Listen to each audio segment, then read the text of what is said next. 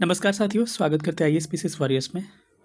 और आपको पता है कि साइंस की जो समस्या है सबके साथ है और हम कंक्लूड करेंगे कि आपको साइंस के लिए क्या चीज़ें करनी चाहिए। अगर देखा जाए 71st में तो एक नया ट्रेंड जनरेट किया है बीपीएससी, जो कि हो सकता है कि ये ट्रेंड टीआरई 4 में और 72वीं बीपीएससी दोनों में ये कायम रहे। यहाँ से न्यूमेरिकल पूछना स्टार्ट किया है बीपीएससी, या फिर जो भी क्वेश्चन पूछा है थोड़ा सा अच्छे लेवल का साइंस का भी प्रश्न पूछा है, एनालिटिकल टाइप का। तो इन प्रश्न को कैसे हैंडल करें, कहाँ से करें, कहाँ से इसका आपका सोर्स होना चाहिए, कैसे इसका गाइडेंस लें, सबके विषय में हम लोग डिस्कस करने वाले हैं। ठीक है, तो ये वीडियो जो है आपको important for 72nd BPSC prelims, TRE 4 and all exams, चाहे आप दरोगा दे रहे हैं, चाहे कोई भी एग्जाम देने जा रहे हैं, वहाँ पे आपके लिए इंपॉर्टेंट ये वीडियो होने वाला है। ठीक है, तो चलिए सेशन को स्टार्ट करते हैं और इसमें हम लोग एक स्ट्रैटेजी पे बात करेंगे। ठीक है, तो टेलीग्राम ग्रुप का लिंक दिया होगा डिस्क्रिप्शन में, उसे ज्वाइन कर लीजिएगा और जो भी नए होंगे चैनल को सब्सक्राइब कर लीजिएगा। इस वीडियो को देखने के बाद से आपका एकदम क्रिस्टल क्लियर हो जाएगा और लास्ट में मैं कंक्लूड भी कर दूंगा कि आपका जो है कितना क्या क्या चीज़ें आपको करनी चाहिए, कितनी चीज़ें नहीं करनी चाहिए। ठीक है, आपका हर चीज़ मैं क्लियर करा दूंगा। ठीक है, तो चलिए सेशन को स्टार्ट करते हैं। चलिए सेशन स्टार्ट करने से पहले मैं आपको बता दूं कि इस बैच में साइंस हमारे द्वारा पढ़ाया जाएगा और जैसे टू दी पॉइंट। मैं ये सोर्स टेस्टिंग इसलिए किया हूँ ताकि आपको पता चल सके साइंस पूछ क्या रहा है और आपके साथ साथ मुझे भी पता चल सके, ताकि मैं आपको पढ़ाऊँ। मेरा पढ़ाने का स्टाइल देखिएगा तो मेरे बगल में आपका खुला रहता है एनसीईआरटी की सारी किताबें साइंस की, और उससे मैं चीज़ों को बोल बोल के पढ़ा पढ़ा के लिखवाते हैं। ठीक है, तो अब क्योंकि कोई पॉइंट छूट ना जाए, उसका जो प्रैक्टिस अभ्यास प्रश्न दिए रहते हैं, देखिए अभी देखिएगा तो अभ्यास प्रश्न से आपको न्यूमेरिकल आपको हूबहू पूछा गया है डिजिट सहित, वैसे ही अभ्यास प्रश्न से आपके क्वेश्चंस भी डायरेक्ट पूछे जाते हैं। उस क्वेश्चन को सॉल्व कराना मेरा काम है। ठीक है, आपके कंसेप्ट अगर समझ में नहीं आ रहा है, क्योंकि न्यूमेरिकल थोड़ा सा जो बैकग्राउंड साइंस नहीं है उनको समस्या आता है, सिंपल से लैंग्वेज में आप खुद देखिए कि कैसे चीज़ों को हम समझा रहे हैं। इसमें तो केवल थोड़ा सा फास्ट किए हैं, लेकिन एक एक चीज़ को अब बताया जाएगा। अगर न्यूमेरिकल आपको नहीं भी आता है तो आप आराम से कर सकते हैं। 8 मार्च से हमारा बैच स्टार्ट हो रहा है। 1799 रुपये प्रीलिम्स का, मेंस का 2499 और प्रीलिम्स का मेंस का आपका 3499 फी है। एनरोल करने के लिए 91 17 16 63 पे व्हाट्सअप करके हमारे साथ जुड़ सकते हैं। इस बैच की खास बात क्या है कि इसमें एईडीओ को भी टारगेट हम इसलिए कर रहे हैं ताकि आपका एईडीओ तक मैक्सिमम साइंस का पोर्शन जो है 60-70% हम खत्म कर दें। ऑनलाइन मोड में होगा, जिसमें कि आपकी हिंदी इंग्लिश दोनों लैंग्वेज में होंगे बाइलिंगुअल। तो डेली 2 क्लास चलेगा, लाइव प्लस रिकॉर्डेड होगा। Daily board PDF, daily topic wise आपका नोट्स दिया जाएगा, टॉपिक टेस्ट होगा, मंथली टेस्ट कराया जाएगा, एनसीईआरटी बेस्ड होगा, पीवाईक्यू एनालिसिस कराया जाएगा, 1-to-1 मेंटरशिप दिया जाएगा। फी कितना है? 1799 फी है। एनरोल करने के लिए 91 17 16 63 पे व्हाट्सअप कर सकते हैं। साथ ही साथ हमारे टीआरई बैचेस के साथ एनरोल करना चाहते हैं तो टीआरई 4 के लिए भी 8 मार्च से बैच स्टार्ट हो रहा है, जिसमें आपको फुल सिलेबस आपको कराया जाएगा पीआरटी का, और जो भी 6 to 8 टीजीटी पीजीटी के उनके 40 मार्क्स जीएस कराए जाएंगे। सारी फैसिलिटीज़ वही मिलेंगी जो कि 72वीं में आपको दिया जा रहा है। और फी जो है 999 है। 91 17 16 63 47 पे व्हाट्सअप करिएगा। और अगर आपको साइंस करना है अच्छा, तो आपको पढ़ना ही पड़ेगा ठीक से। ठीक है, चाहे खुद से पढ़े चाहे कहीं और से करें। ठीक है, तो चलिए अब सेशन को हम लोग स्टार्ट करते हैं और देखते हैं कि कैसे प्रश्न, कहाँ से प्रश्न पूछे जाते हैं बीपीएससी में। चलिए स्टार्ट करते हैं। बाइलिंगुअल क्वेश्चन होगा, हिंदी है तो इसके बाद इंग्लिश होगा, फिर इसका सोर्स होगा कि कहां से पूछा गया। प्रश्न है कि एक लकड़ी, लड़की नहीं पढ़ना है, ठीक है। हम एक लकड़ी के बक्से को 200 न्यूटन बल लगाकर उसे नियत वेग से फर्श पर धकेलते हैं तो सीमांत घर्षण बल होगा। ठीक है, ऑप्शन दिए गए थे आपको। 71st बीपीएससी का क्वेश्चन है। और इंग्लिश क्वेश्चन में मैं आपको दिखा दूं कि क्या था। देखिए इंग्लिश में है कि we apply a force of 200 newton on a wooden box and push it on floor at constant velocity, the marginal friction will be।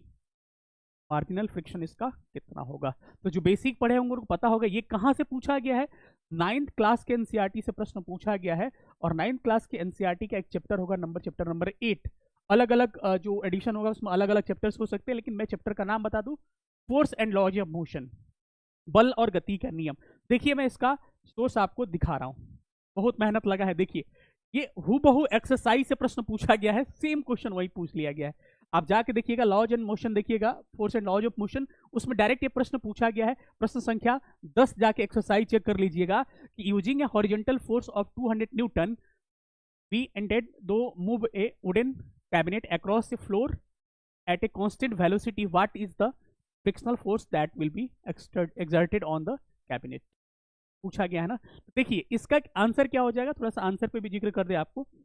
Actually क्या होता है ना कि जितना इधर से लगेगा उतना ही फ्रिक्शन फोर्स उल्टा भी लगता है, तो जितना होगा तो क्या हो, कभी ऐसा प्रश्न पूछे तो सेम हो जाता है, 200 न्यूटन इसका आंसर होगा। चूंकि हम लोग आंसर पे फोकस नहीं करेंगे, हमारा आज का सेशन में फोकस होगा किस पे, कि कहां से प्रश्न पूछे गए हैं, इस पे फोकस होगा। ठीक है, अगले प्रश्न पे आते हैं थोड़ा सा हम लोग। अगला प्रश्न कह रहा है, फिर से एक न्यूमेरिकल पूछा था ना, देखिए सारे न्यूमेरिकल कहां से पूछे गए हैं। कह रहे एक ट्रक विराम अवस्था से किसी पहाड़ी से नीचे की ओर नियत त्वरण से लुढ़कना शुरू करता है।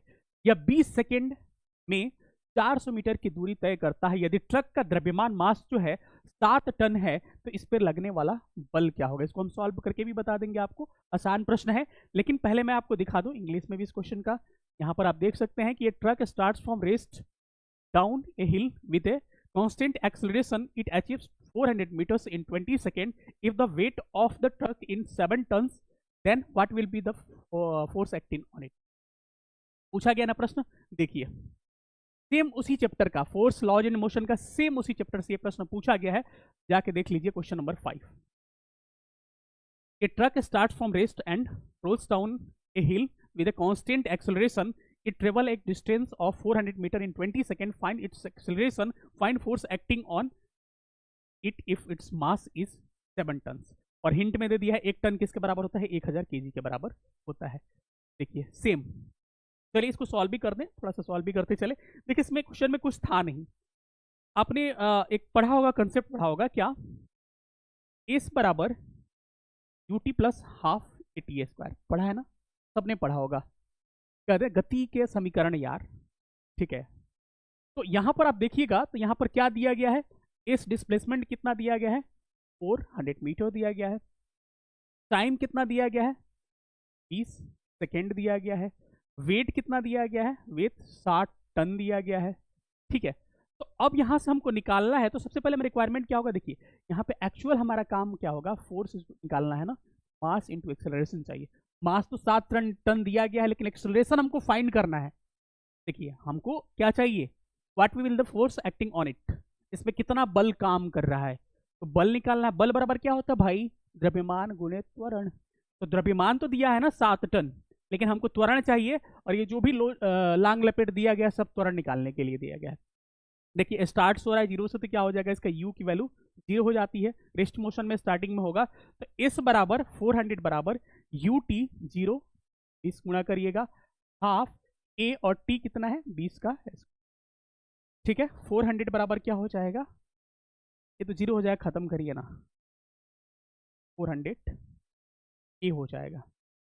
अब इसको काटते हैं तो क्या हो जाएगा, 200 बार में कट जाएगा, और यहां से एक्सेलरेशन निकालिएगा तो क्या हो जाएगा, 400 बाई 200, यानी कि क्या आ जाएगा बार में ना, 2 मीटर प्रति सेकेंड स्क्वायर आ जाएगा एक्सेलरेशन। ठीक है, और हमको फाइंड क्या करना है, मास। तो मास कितना दिया गया है, मास यहाँ पर, अब चलिए यहाँ पर फाइंड कर लेते हैं। मास आपको कितना दिया गया था, 7 टन, और एक्सेलरेशन कितना दिया गया है। लेकिन आपको एक बात और ध्यान रखना है कि यह न्यूटन्स में है, तो 1 टन बराबर कितना होता है, 1000 केजी होता है। तो इसको केजी में कन्वर्ट करने के लिए हमको 1000 से गुणा भी करना पड़ेगा, और गुणे क्या है यहाँ पर 2 है, क्या आ जाएगा 14000 न्यूटन। कहीं है क्या ऑप्शन में 14000 न्यूटन, जरूर होना ही चाहिए। तो इसका करेक्ट आंसर क्या हो जाएगा, 14000 Newton is correct answer. Option number D is right answer. किसी को दिक्कत नहीं, दिक्कत होगा, अगले प्रश्न पर चलते हैं। हट जा रहे हैं थोड़ा सा, स्क्रीन लेना तो ले, ठीक है। अगले प्रश्न पर चलते हैं। अगला प्रश्न आपको ये तो क्या हो गया, अगला प्रश्न कह रहा है कि किसी घर में एक महीने में ऊर्जा की खपत जो है 250 यूनिट होती है, तो कुल ऊर्जा जूल में होगी। अरे भाई यूनिट को ही जूल में कन्वर्ट कर देना है। एक यूनिट आपने पढ़ा होगा 3.6 वाला पढ़ा होगा, 3.6 गुणे 10⁶ जूल। ये 2 जगह से आपको मिल जाएगा। चलिए इंग्लिश में भी देख लीजिए, सेम वही क्वेश्चन होगा कि energy consumed in a home in 250 units, then the total energy in joule will be. ठीक है, देखिए 2 तरह से बना सकते हैं इसको। हाँ, ये क्वेश्चन कहाँ से पूछा गया, पहले इसको देख लेते हैं ना। ये भी प्रश्न पूछा गया है work power energy 9th class में जो चैप्टर है उससे पूछा गया। सेम क्वेश्चन आप यहाँ पर उठा के देखिए, सेम क्वेश्चन पूछा गया था। कहाँ गया भाई, 9 number question. A certain household has consumed 250 units of energy during a month, how much energy is in this. आ गया ना, सेम क्वेश्चन है ना, सेम। किसी को परेशानी नहीं, परेशानी होगा क्योंकि क्योंकि क्या है, क्योंकि सेम क्वेश्चन पूछा गया है। अरे भाई इसका सोर्स जो है, देखिए एक सोर्स तो आपका लूसेंट भैया हो जाएंगे, लिया नहीं है क्या सोर्स, कहीं और ले लिया था। चलिए मैं दिखा दे रहा हूँ इसका सोर्स, एनसीईआरटी से भी आप इसको बना लीजिएगा। देखिए एक तो लूसेंट से आप यहाँ से बना सकते हैं। कैसे बना सकते हैं भाई, 250 यूनिट दिया था ना, कितना दिया था, 250 यूनिट दिया है। यहाँ देखिए ना एक चीज़, यहाँ कह रहे हैं कि 1 किलोवाट घंटा, 1 के वाट घंटा, 1 किलोवाट घंटा किसके बराबर होता है, 3.6 गुणे 10⁶ जूल के बराबर होता है 1 किलोवाट घंटा। ठीक है, तो ये लूसेंट है, मैं एनसीईआरटी भी दिखा दूंगा, एनसीईआरटी कहाँ से आप हेल्प ले सकते थे। और लिखा क्या है नोट में कि किलोवाट घंटा विद्युत ऊर्जा का मात्रक है जिन्हें सामान्य भाषा में एक यूनिट कहा जाता है। भाई सब वही पूछता है, क्या करता है, सारा कुछ वही पूछता है, यूनिट कहा जाता है। तो यूनिट आप यहाँ देख सकते हैं ना, क्या देख सकते हैं कि 250 यूनिट दिया गया है, इसको जूल में कन्वर्ट करना है। तो अरे भाई एक यूनिट बराबर कितना हो गया, एक यूनिट बराबर 3.6 गुणे 10⁶ जूल हो गया। कितना यूनिट, 250 यूनिट, तो 250 गुणे 3.6 गुणे 10⁶ हो जाएगा, जूल में कन्वर्ट हो जाएगा। इसको गुणा करके आइएगा, हो जाएगा ये आपका 900 10⁻⁴ जूल हो जाएगा। कन्वर्ट करिएगा तो लास्ट में आ जाएगा 9 10⁸ 8 जूल, इसको देख लीजिएगा। ठीक है, सिंपल सा फंडा यही है कि एक यूनिट बराबर क्या होता है, 3.6 गुणे 10⁶ जूल थे, और यही क्या होता है, 1 किलोवाट आवर होता है। देखिए एनसीईआरटी तो कहाँ से, ये आपको लूसेंट में दिया गया था, और साथ ही साथ एनसीईआरटी में भी दिया गया है। एनसीईआरटी में कहाँ दिया गया भाई, बता दूं मैं, एनसीईआरटी में कहाँ दिया गया है, ये वाला एनसीईआरटी में, ये वाला देखिए यहाँ क्लियर लिखा है ना, देखिए एकदम क्लियर लिखा है कि 1 किलोवाट घंटा, दिख रहा है कि नहीं आप लोग, 1 किलोवाट घंटा, नहीं भी दिख रहा होगा तो सुन लीजिए, 10th क्लास का एनसीईआरटी है, उसमें दिया है, जहाँ पे लिखा है इलेक्ट्रिकल पावर, वहाँ पे ये पूछा गया है। ठीक है, तो 3.6 गुणे 10⁶ जूल क्लियर लिखा गया है। और यहाँ पर एक और चीज लिखा गया है कि 1 watt of power is use for 1 hour, the commercial unit of electrical energy is kilowatt hour, commonly known is 1 unit. मतलब 1 यूनिट क्या होता है, 1 यूनिट बराबर जो होता है 1 किलोवाट घंटा होता है, कमर्शियल यूनिट है, एनसीईआरटी में दिया है। ठीक है, तो क्या इसको नहीं बना सकते थे क्या आप, कहाँ थे हम लोग, आ जाते अपने क्वेश्चन पे, चलिए ये वाला क्वेश्चन, तो क्या हो जाएगा, 9 गुणे 10⁸ इसका क्या हो जाएगा करेक्ट आंसर। किसी को दिक्कत परेशानी, उम्मीद। साथ ही साथ मैं बता दूं अब आपको कि आपको हमारे बैचेस के साथ इनरोल करना चाहते हैं, एकदम हूबहू ऐसी चीज़ों को अच्छे तरह से पढ़ाया जाएगा, एक एक चीज़ दिमाग में आपको क्लास में ही याद कराने की गारंटी हमारी होगी। साइंस हमारे द्वारा पढ़ाया जाएगा, ज्योग्राफी हमारे द्वारा। फी जो है प्रीलिम्स का 1799, प्रीलिम्स का मेंस का 2499, 3499 आपका प्रीलिम्स प्लस मेंस का दोनों का है। ठीक है, केवल मेंस का 2499 है। 8 मार्च से बैच स्टार्ट हो रहा है। ठीक है, 91 17 16 63 47 पर व्हाट्सअप कर सकते हैं एनरोल के लिए।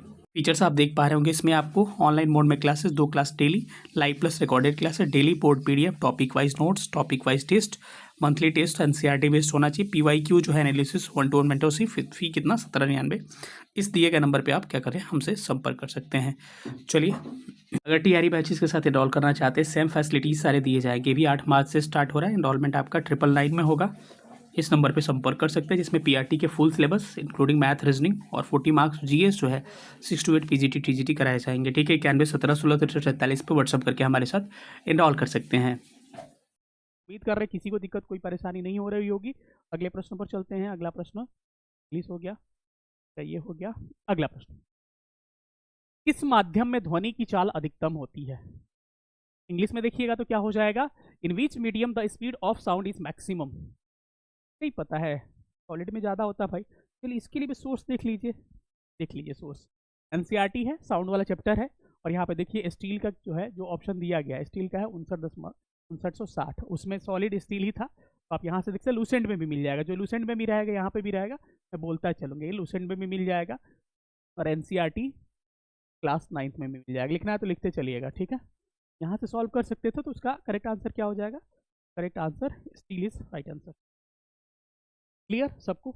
अगले प्रश्न पर चलते हैं, टाइम ज़्यादा बर्बाद नहीं करेंगे क्योंकि सेशन लंबी हो जाएगी। फिर अगला चैप्टर, अगला क्वेश्चन। अगला क्वेश्चन, मुक्त रूप से गिरते हुए पिंड की स्थितिज ऊर्जा लगातार कम हो जाती है। ये प्रश्न पूछा है, ठीक है। तो इसका जो है इंग्लिश देख लीजिए एक बार। The potential energy of free falling body continuously decrease. देखिए इसका सोर्स कहाँ दिया गया है, आप ये उठा के देख लीजिएगा। पोटेंशियल एनर्जी घटेगा तो बढ़ेगा, potential energy plus kinetic energy constant होता है। और यहाँ पे आप क्लियरली पढ़ सकते हैं कि we find that the during the free fall of the object the decrease in potential energy at any point in its path appears as an equal amount increase in a kinetic energy.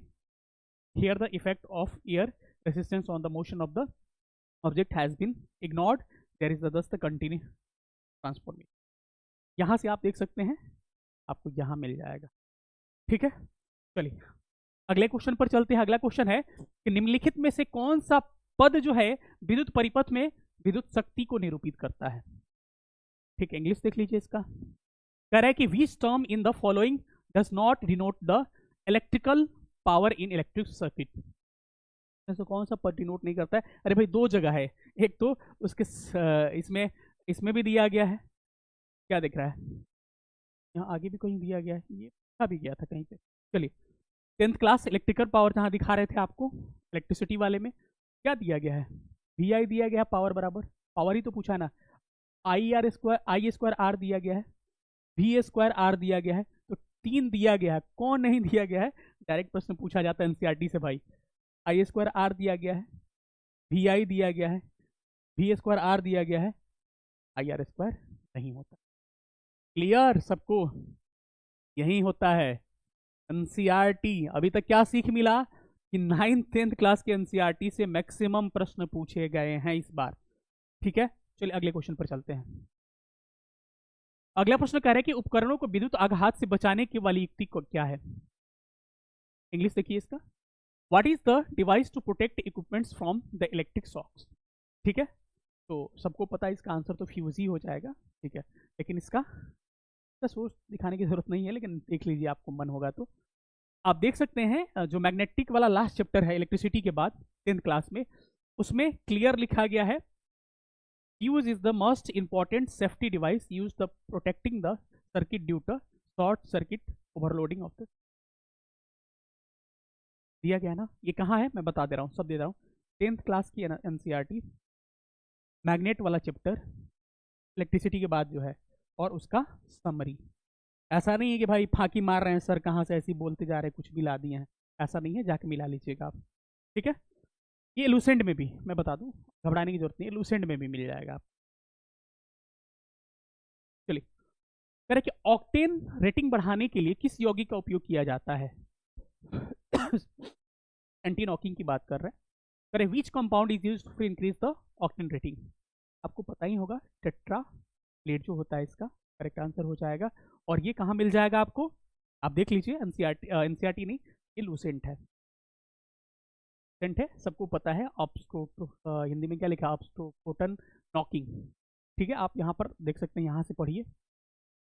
अपस्फोटन यानी knocking कम करने के लिए ऐसे ईंधनों में अपस्फरोधी मतलब कि anti knocking मिला दिए जाते हैं, जिससे इसका उपयोग नॉकिंग कम हो जाता है। सबसे अच्छा एंटी नॉकिंग जो है यौगिक क्या है, कंपाउंड टेट्रा एथिल लेड यानी TEL है। दिया गया ना, कहाँ पे दिया गया, सेंट में, ठीक है, क्लियर।